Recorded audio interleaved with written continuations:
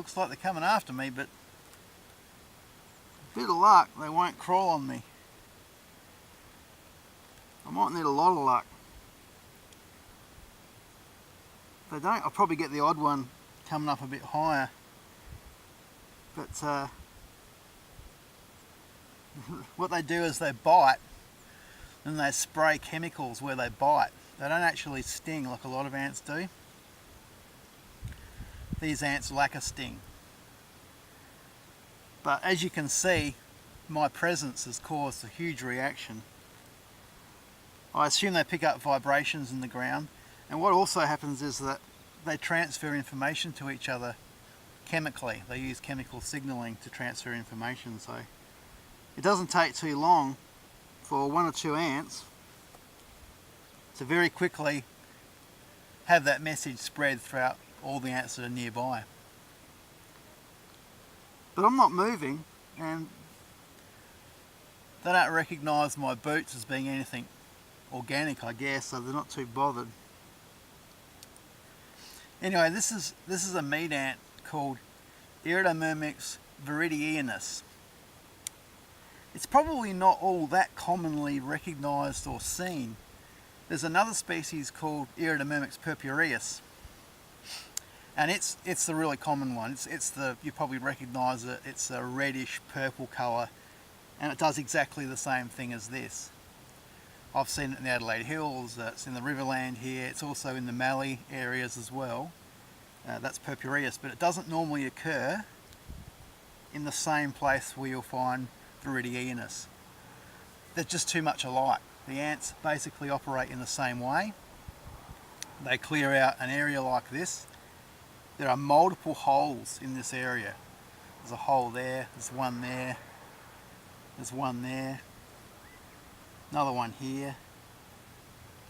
So there's probably, I don't know, a dozen or more holes, entrance holes, just in this cleared area. So assumably underneath the ground here is a huge underground colony. Now, what happens is that this species creates tracks. The tracks radiate out.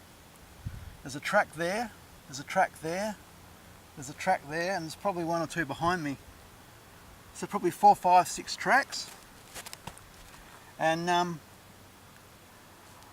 these tracks will then head off to another one of these. I don't know if they all do, they probably don't all do it. I know of at least another 2 of these that are associated with this one, just here in this immediate area.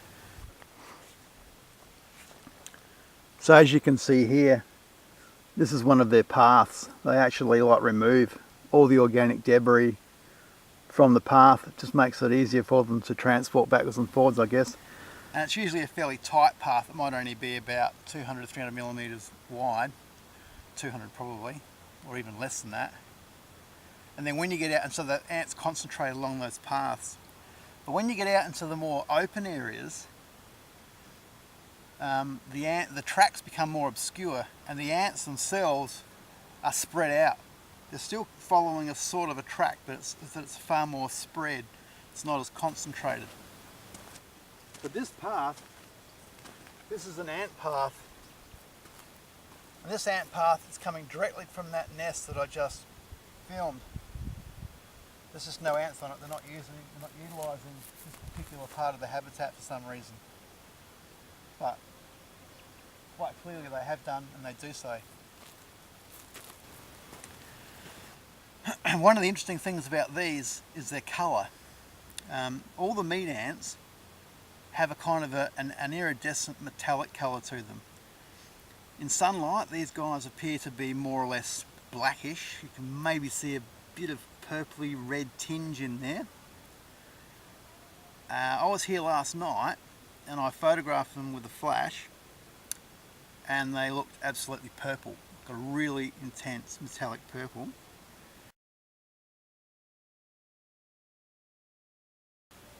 I've also photographed them in a white ice cream container where they look metallic green.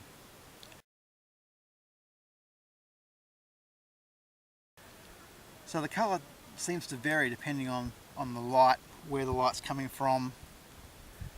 I'm not sure, all sorts of factors, but all the metallic all the meat ants have that metallic kind of a colouring to them. So meat ants are the most ecologically dominant ant that we have in Australia. These things just get absolutely everywhere, and so much so that everything else more or less operates around them. They get up into the bushes, they'll get up into any trees, they penetrate absolutely everywhere, and they just search for everything and bring everything back, seeds and dead insects. They don't seem to really actively hunt, which is a good thing. They're not really what I call hunters. They're more sort of gatherers. But if something is on the track and it's a lizard and it's dying, or something that they can attack and get to, they will. They'll actually attack it, kill it, and bring it back. So there's a bit of a beetle or something going on there. You see bits and pieces of wings, grasshopper legs, other bits and pieces of invertebrate that they're bringing back. Now, I just mentioned last night, when I was here last night, this area, no ants, except for Camponotus ants. So no Iridomyrmex, but Camponotus, which are also very common in this area, but are not ecologically dominant. Or they're dominant, but they're not dominant in the way that these guys are. Camponotus don't maraud, they don't have these huge super colonies, they don't get into absolutely everything like these guys do. So Camponotus want to avoid Iridomyrmex. In reality, everything wants to avoid Iridomyrmex. So much so that there are creatures that, spiders and other animals that mimic wasps, that mimic these things, Batesian mimicry, so they basically get left alone. There's a jewel beetle there being dragged over.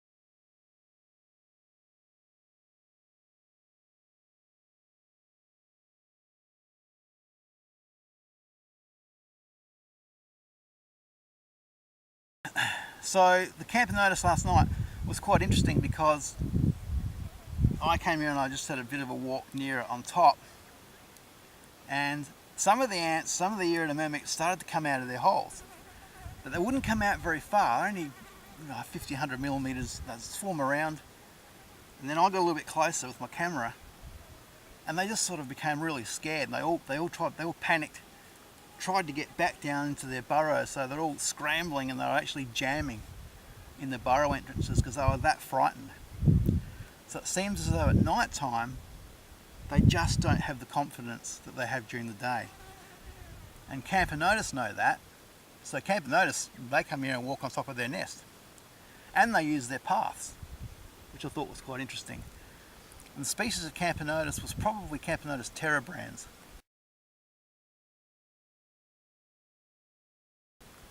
Another very important species.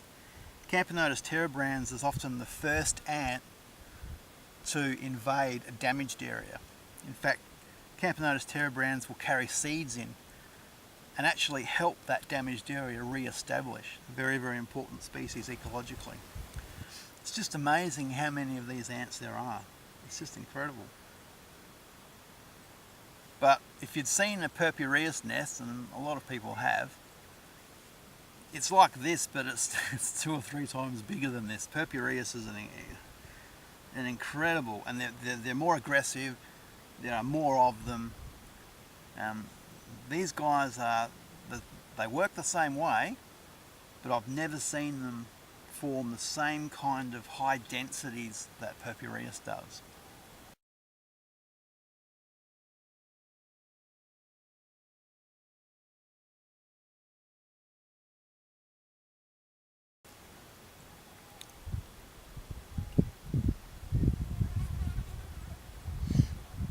So as far as they're concerned, the threat that existed is now gone. But if I blow on it, so that's a reaction. What's going on there? And it didn't take long. You see how quickly that message got across? I mean, there would have been a fair few picked up that draft that I blew out, exhaled just then. But whoomp, it's just an instant reaction. But they're not coming near me. They don't know where it came from. They don't know what it is. And they don't know if it's important. They just know to react. So really what they're doing is they're rapidly looking, they're rapidly searching around. They don't probably have very good eyesight. They're not like Myrmecia. So they have to physically cover area and try and come across whatever the threat is. So this is another nest that's come off of that other main one, the big one I just showed you. There's nowhere near the degree of activity here. It doesn't appear to be as many burrows, entrances, holes, not as many ants.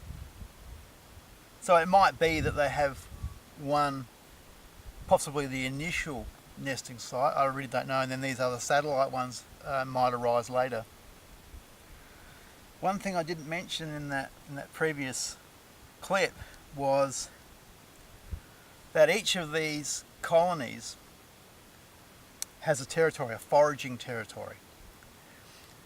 And basically what happens is that if there's another colony of ants 200 or 300 meters away, they will also have a foraging area.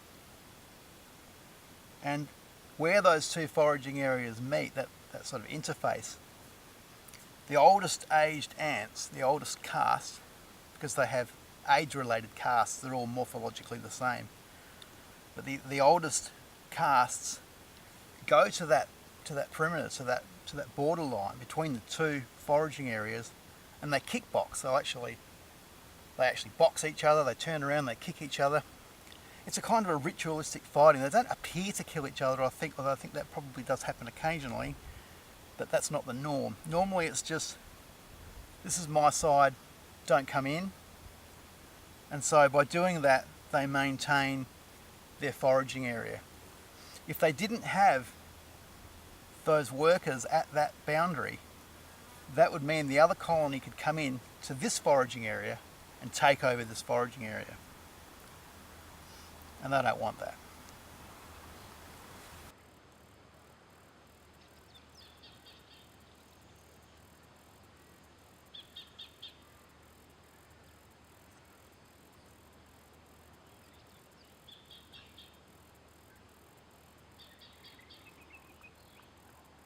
Starting to warm up a bit now.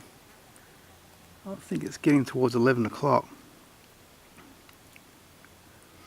Ants are still very busy. You can see the trouble they have. Some of these beetles they bring back are too large to get down into their burrows, so they have to dismember them before they can take them down. Probably not easily done with a beetle.